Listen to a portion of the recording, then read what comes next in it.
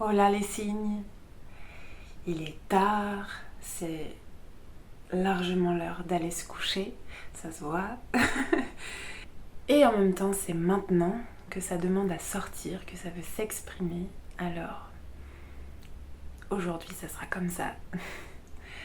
Je suis Odette Famser et avec ce podcast, Le vilain petit canard n'existe pas, j'ai à cœur de partager mes expériences, mes ressentis, ma vision, mes compréhensions à l'endroit de l'impact des mémoires traumatiques sur notre vie actuelle.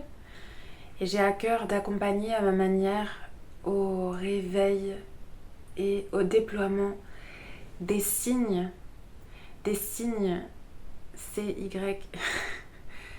qui sont intacts, qui demandent que ça, qui sont au taquet sous toutes les couches et les couches et les couches d'empreintes traumatiques qui constituent cette illusion d'être un vilain petit canard. Et ça veut dire quoi? Ça veut dire de pas avoir le droit ou la légitimité ou les ressources, les moyens, quelle que soit la manière, de pas pouvoir vivre sa vie de rêve, de pas pouvoir exprimer, faire, être ce qui vibre vraiment, ce qui veut se vivre à travers nous.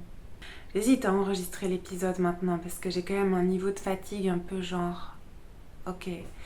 Et en même temps, vraiment ça pousse à la porte. Et puis j'aime bien aussi que cet état un peu de début d'entrée dans le sommeil lève les vestiges de contrôle. Voilà, ça laisse davantage le champ libre au subconscient. Et ça me plaît bien. Aujourd'hui, j'ai été traversée par une grande vague de ces fameuses mémoires traumatiques dont je parle tant. J'ai bien chialé des torrents et ça me plaît de commencer par dire ça parce que c'est important pour moi que ce soit bien clair que c'est parce que moi-même je me laisse traverser par l'expérience et que je lui permets de m'en offrir tous les enseignements et de transmuter le plomb en or, que c'est, oui bien sûr, mes expériences professionnelles, mes formations qui font partie de ce qui est devenu ma compétence, mes compétences d'écoute, mes compétences d'empathie, de restabilité, de finesse dans la reliance. Et en même temps, je crois que c'est surtout ce que ma propre histoire de vie me fait marcher depuis l'enfance et quelles sont les ressources qui m'ont été données sur le chemin et quelles sont les montagnes que j'ai pu déplacer moi-même à partir de là. C'est surtout depuis cet endroit-là, c'est surtout depuis cette posture-là que ce podcast a voulu jaillir. Ok, l'introduction étant posée, qu'est-ce que c'est que cette histoire de la technique du sumo? Bon, avec le nom que j'ai donné à mon podcast, vous aurez compris que j'aime les images. Pour moi, c'est important d'avoir quelque chose de visuel. Je trouve que les métaphores, c'est très parlant. j'imagine que tout le monde voit ce qu'est un sumo. Moi, j'y connais que dalle, hein. C'est juste, voilà, les quelques images que j'ai pu en voir, ça me suffit pour que ça soit parlant.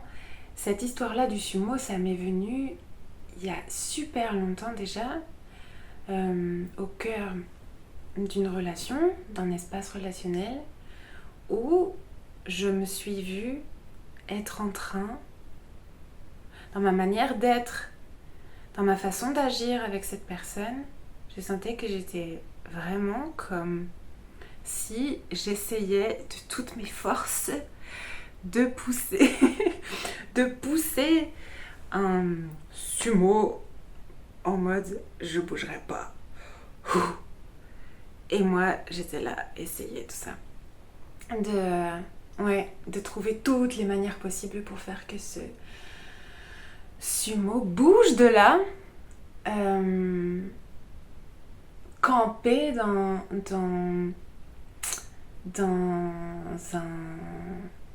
une attitude, dans un fonctionnement qui allait pas du tout être au service de la relation. Et moi, j'étais là, mais non, mais ça va pas le faire, ça va pas le faire. Et voilà, le sumo le plus super pro que je n'ai jamais connu jusqu'à présent, et ben la réalité c'est qu'il est que comme ça. Et c'est un super balèze sumo. Et bien sûr, ce qu'on voit au dehors et ce qu'on essaie de bouger au dehors, évidemment, c'est en moi aussi.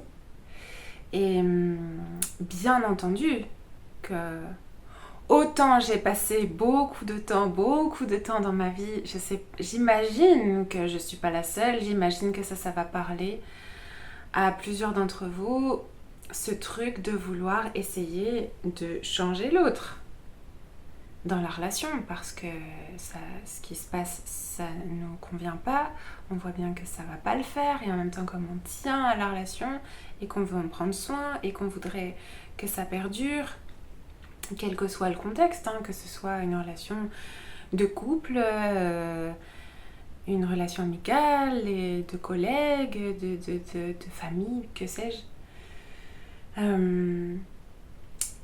Il y a comme un focus qui est mis sur l'autre, parce que bien sûr on voit très bien, nous, ce que l'autre devrait faire autrement pour que ça nous convienne. Et que c'est l'autre quand même qui fait pas comme il faudrait, etc. etc.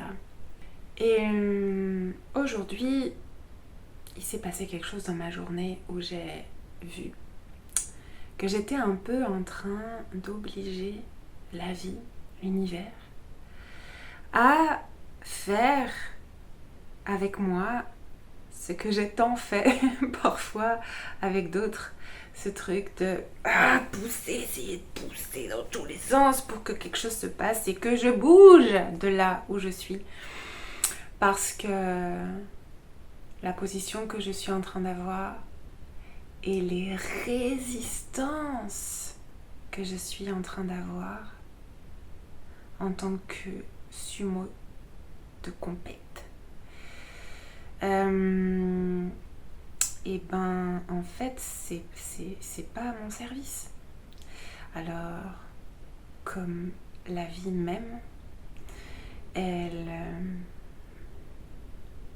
m'envoie du gros vent, elle m'envoie de la grosse bourrasque, elle m'envoie des événements extérieurs qui viennent me pousser au bulldozer. Merci. Comme c'est inconfortable, bon sang de bonsoir, comme je peux jurer. Et pourtant, merci. Aujourd'hui, merci. Comme à chaque fois que ça s'est produit. Et Dieu sait combien de fois ça s'est produit. Depuis longtemps.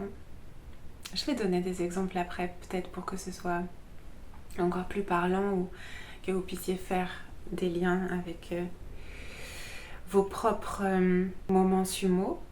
quel que soit le rôle que vous incarniez, est-ce que vous étiez dans ce moment ou est-ce que vous étiez dans ce moment de celui qui essaie de faire flancher l'autre.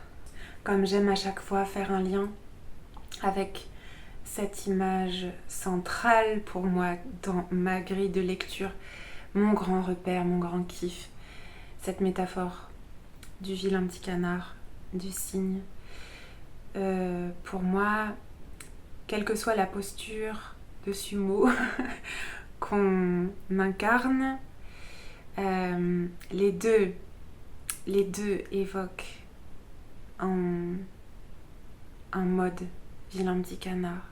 Je crois que quand on est à l'endroit du cygne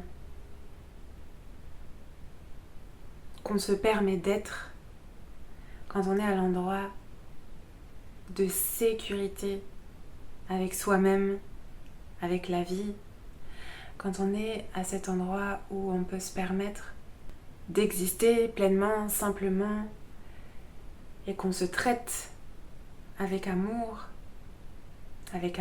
inconditionnel, au moins y tendre le plus possible, alors c'est comme si on n'a plus besoin ni d'être ce sumo qui tient de toutes ses forces, ni d'être ce sumo qui essaie de bouger,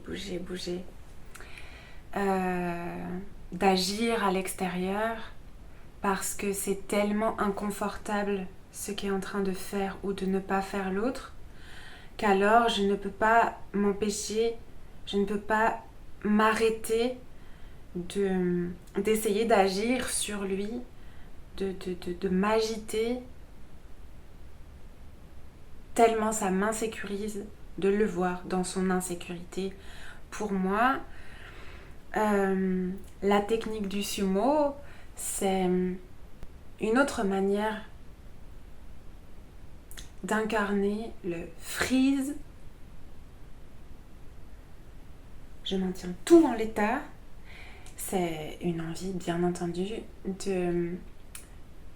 d'avoir une illusion de contrôle, de se créer une forme de sécurité.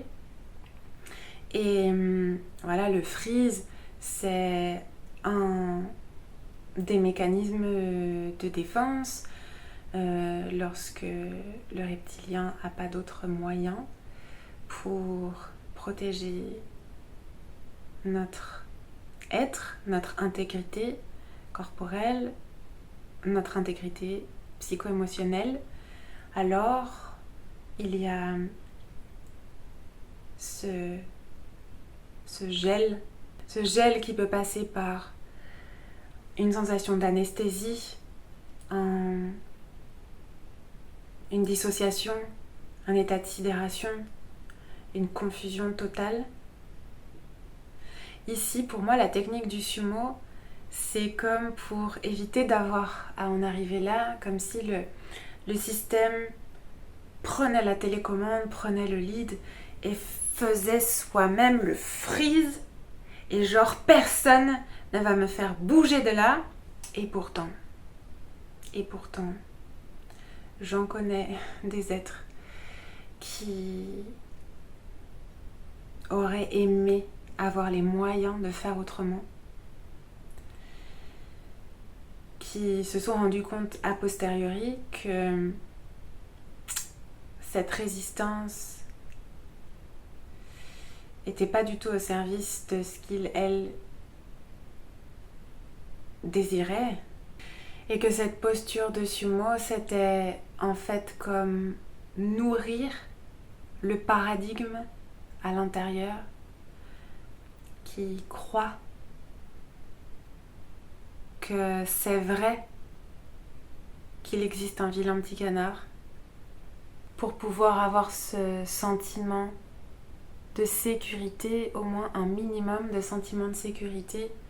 C'est nourrir les autoroutes neuronales qui ont été créées par notre éducation et nos blessures et tout le mandat transgénérationnel. Et qui a établi que la vie c'est comme ça, et ça c'est bien, et ça c'est mal, et ce qu'il faut faire c'est ça, parce que pour pouvoir être accepté par mes pères, par ma famille, que sais-je, c'est comme ça, et, et c'est ça qui fait se sentir stable et sécure. Et quand quelqu'un qui compte pour nous, ou quand un événement de vie vient secouer tout ça, ou essayer de nous extirper de là, ou nous renvoie des miroirs de ci, de ça. Waouh, ok, c'est genre soudain tellement insécurisant. Hier, j'accompagnais quelqu'un qui me disait waouh, là je suis empêtrée avec des peurs hyper fortes, avec lesquelles je me sens super confuse parce que je n'arrive pas du tout à discerner est-ce que ce que je ressens comme peur et qui m'inviterait à dire non, non, non, non, non à ce qui m'est proposé, non, non, non, non, et voilà, à décliner. Est-ce que ça, en fait, je dois l'écouter parce que c'est mon, je sais pas, c'est une intuition ou c'est mon système qui sent que ça c'est pas pour moi et donc je dis non et très bien. Ou est-ce que c'est un certain nombre de peurs qui s'expriment à travers moi et qui paniquent et qui me font dire non alors qu'en fait ça serait une sorte de saut quantique à mon service. On nous apprend pas ça à l'école.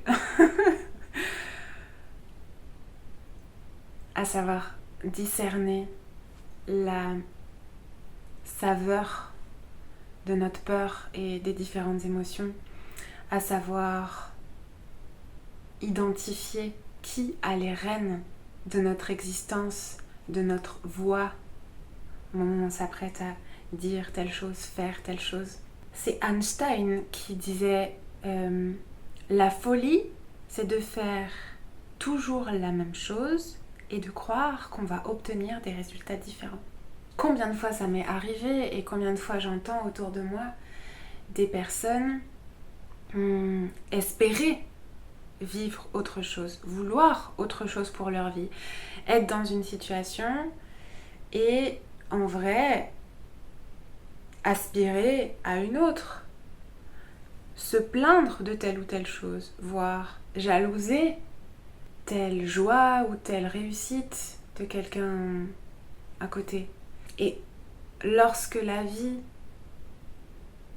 nous amène sur un plateau doré une expérience qui nous permettrait de répondre différemment, d'agir différemment,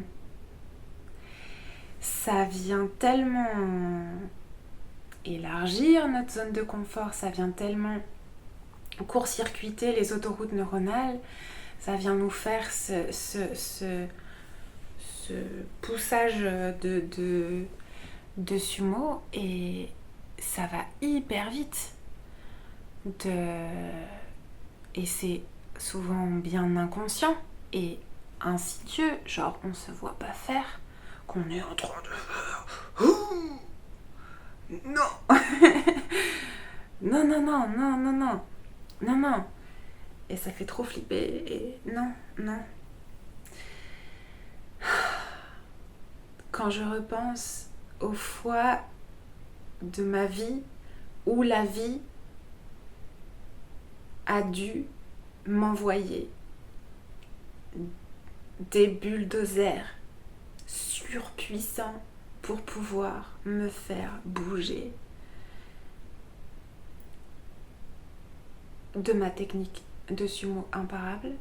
Une des choses pour lesquelles se déclenchait en moi la technique de sumo le plus souvent possible et le mieux possible, genre le meilleur entraînement high level que je pouvais déployer dans mon mode sumo, c'est à l'endroit de l'obéissance. à l'autorité. Genre, le bien, le mal, ça c'est bien, c'est comme ça qu'on doit faire, on doit toujours faire ça. Et la bonne élève, la première de la classe, la bonne petite fille, gentille et sage comme une image, etc. Ça, c'est bien collé. Et ça a été très ancré depuis très tôt. Et moi, je croyais que ça, c'était bien, normal. L'obéissance, pour moi, à l'autorité, au cadre, à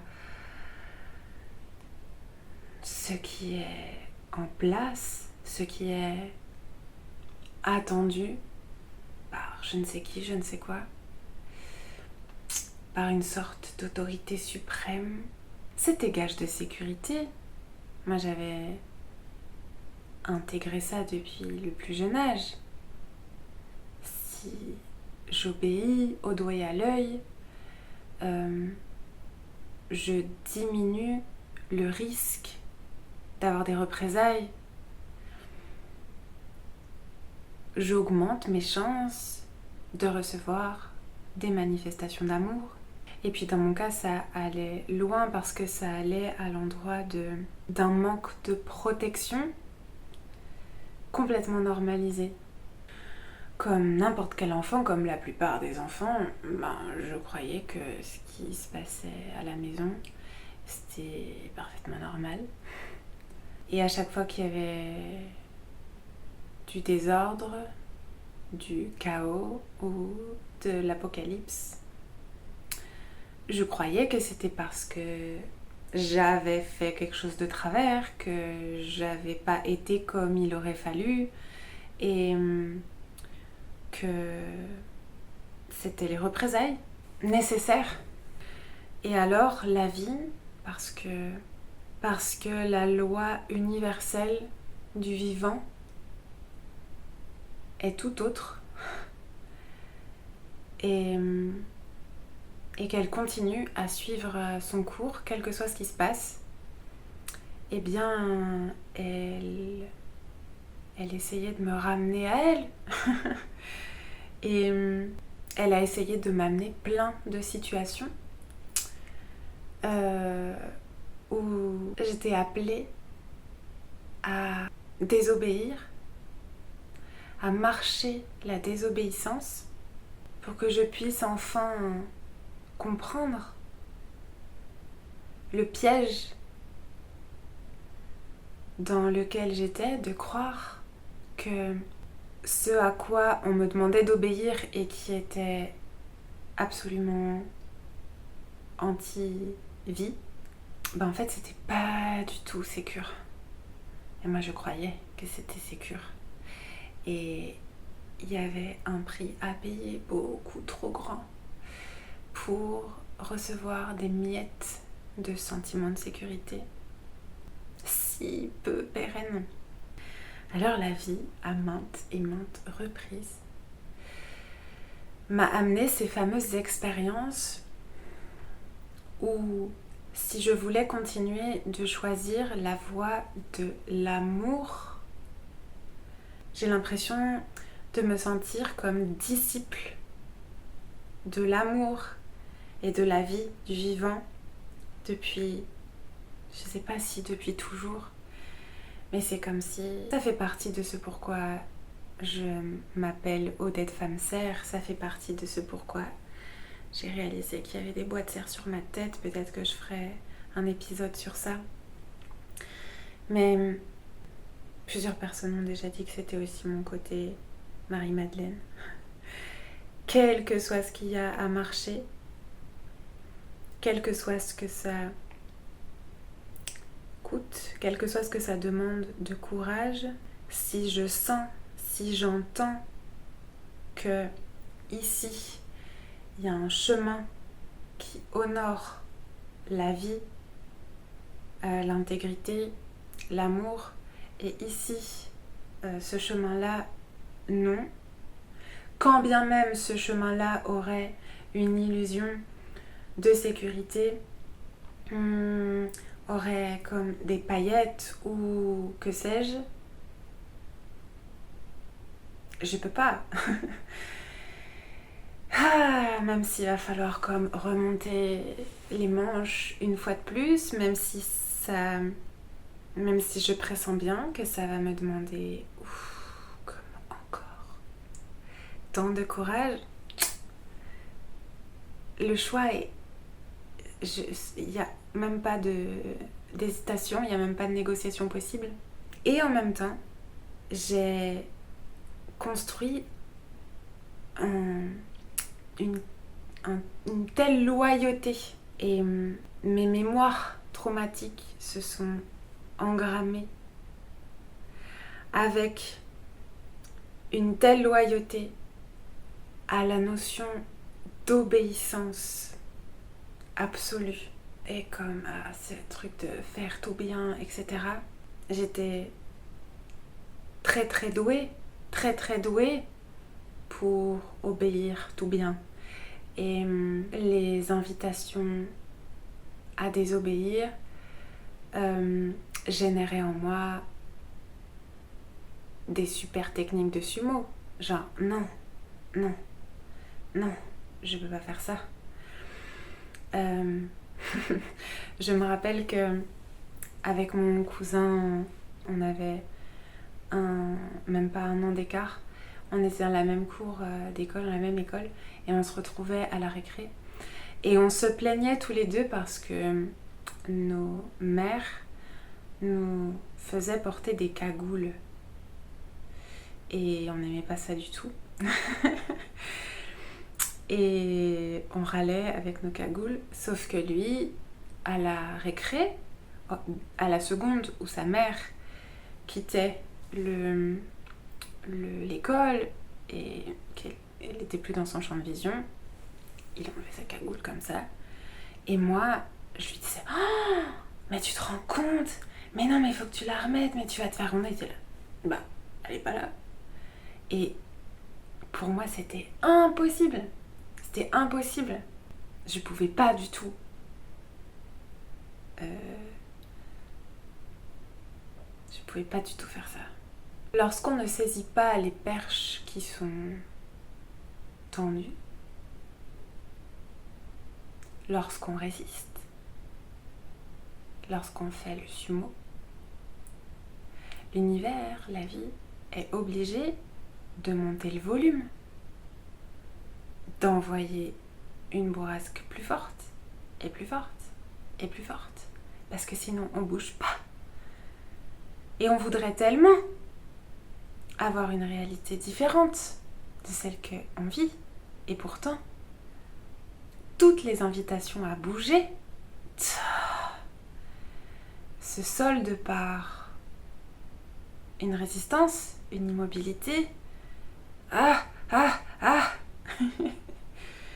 Tu fais le sumo, quoi. Enfant, je vouais une sorte de culte à ma mère et j'aurais pu obéir à ses ordres les plus fous. Je pense que elle aurait pu me demander des trucs de dingue, j'aurais fait. Pourtant, ce à quoi elle me demandait d'obéir, parce que ce à quoi elle obéissait elle-même, c'était pas du tout au service du vivant. La preuve, elle a mis fin à ses jours lorsque j'avais 11 ans et demi. Et ce jour-là, quand je l'ai appris, j'ai en même temps appris que depuis ma naissance, elle avait essayé ça à peu près une quinzaine de fois.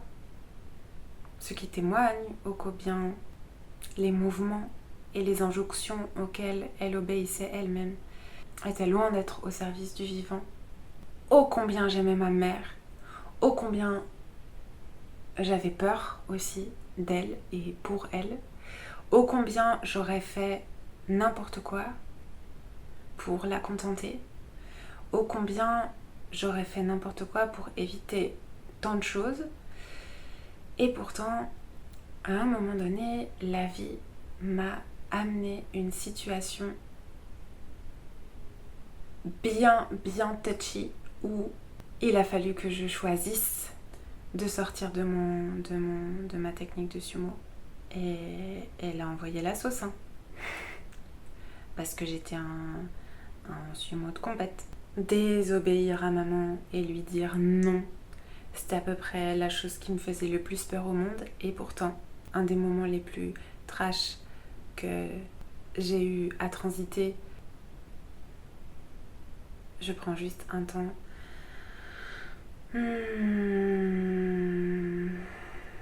Je me sens appelée à le partager en même temps que c'est pas rien de le faire ici.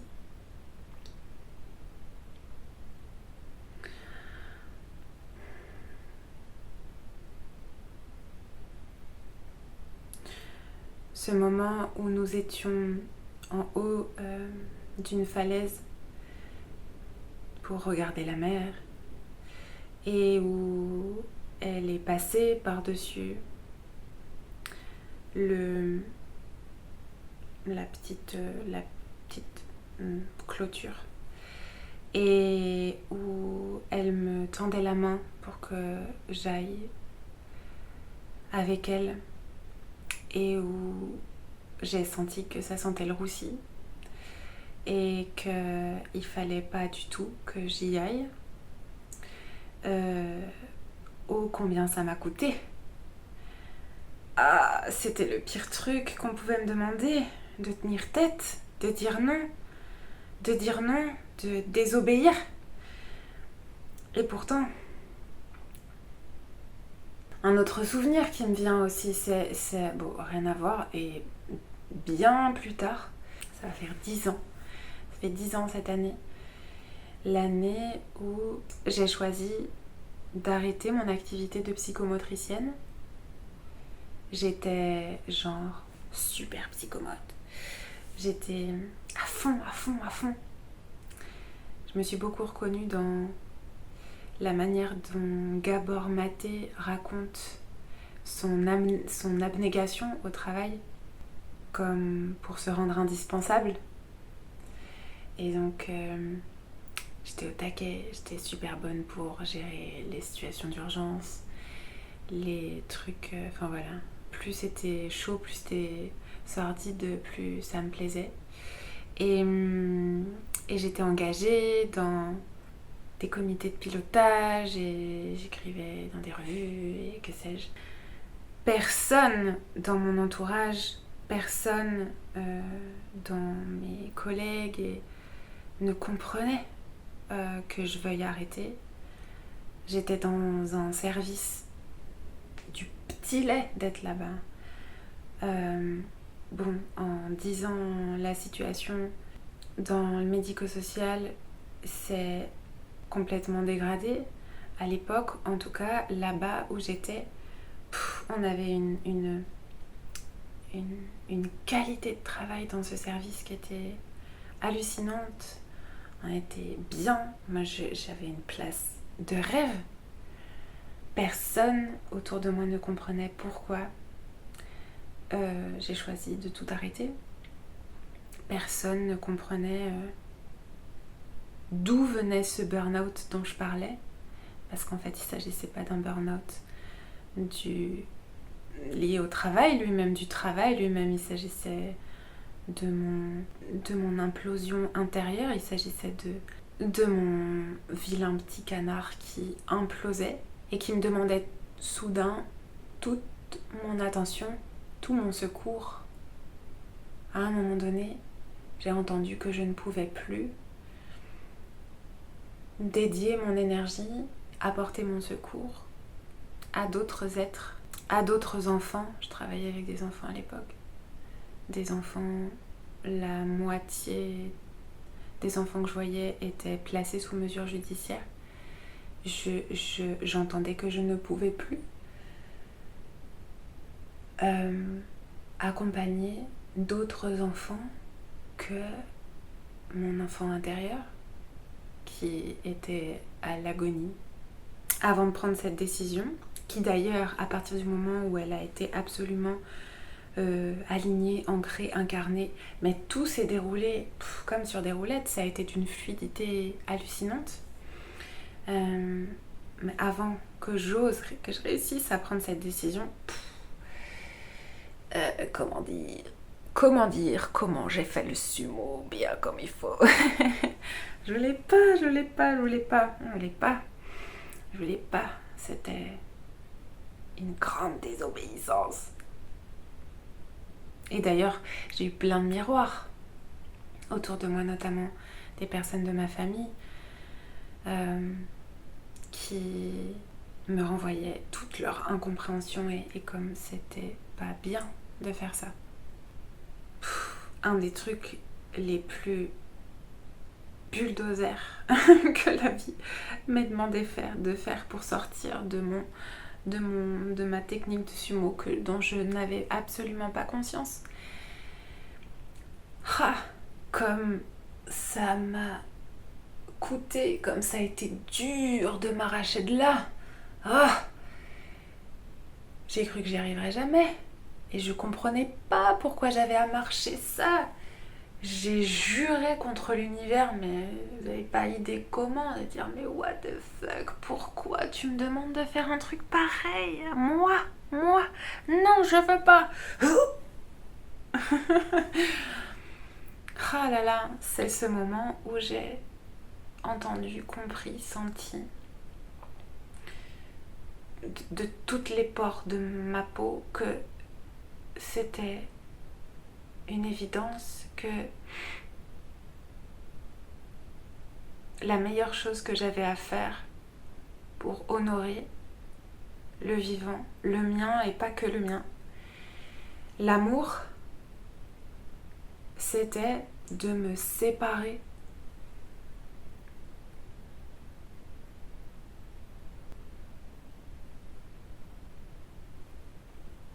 du papa de mon fils. Je mets des guillemets à séparer parce que à la seconde où j'ai lâché, à la seconde où j'ai arrêté de faire le sumo,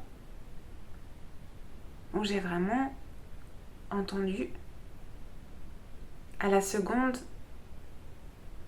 où j'ai été d'accord de marcher ça, j'ai arrêté de sentir de la séparation. Moi, telle que j'étais ficelée, je croyais que je serais avec cet être pour le restant de mes jours. Vraiment, arrêter cette relation et tout ce que ça implique, c'est vraiment pas le plan que j'avais prévu. C'est vraiment pas ce que j'avais dessiné. C'est pas du tout. Moi, j'avais pas du tout signé pour ça. Et pourtant, la vie ne nous apporte pas toujours ce que l'on veut ou ce que l'on croit vouloir. Elle nous apporte ce dont on a besoin. Ok, bon, juste ces exemples pour amener du concret et que ça vous aide à faire des ponts avec vos propres sumo attitudes. Tout ça pour dire que je sais pas si en ce moment vous êtes en train dans votre vie de vous comporter en sumo avec telle ou telle situation. Vous vous sentez appelé à sortir de là ou à faire autrement ou à arrêter telle chose ou à lâcher ça ou que sais-je.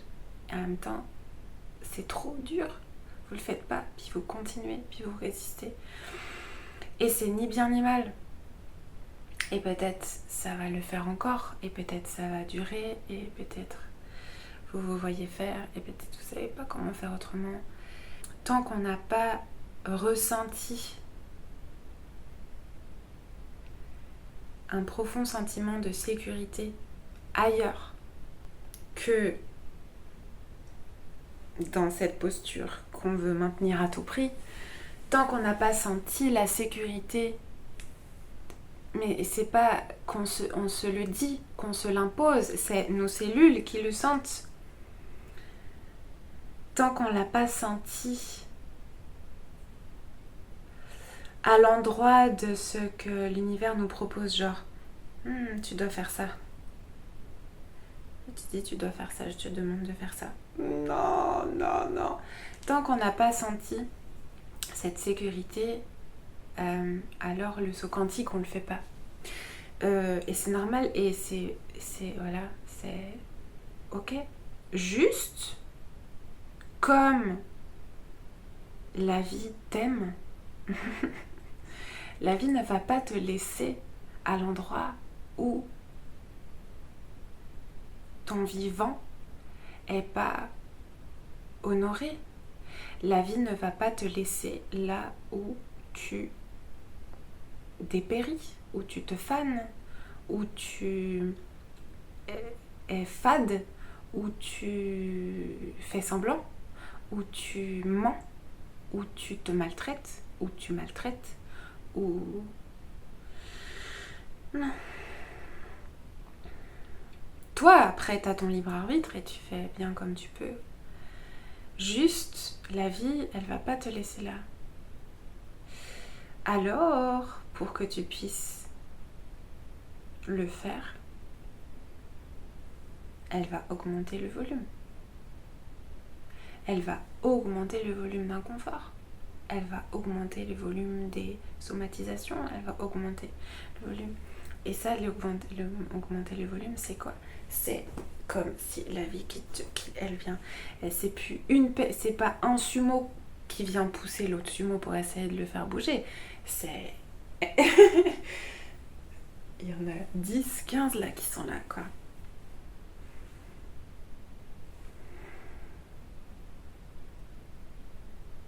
Ah, je serais vraiment curieuse d'avoir vos retours.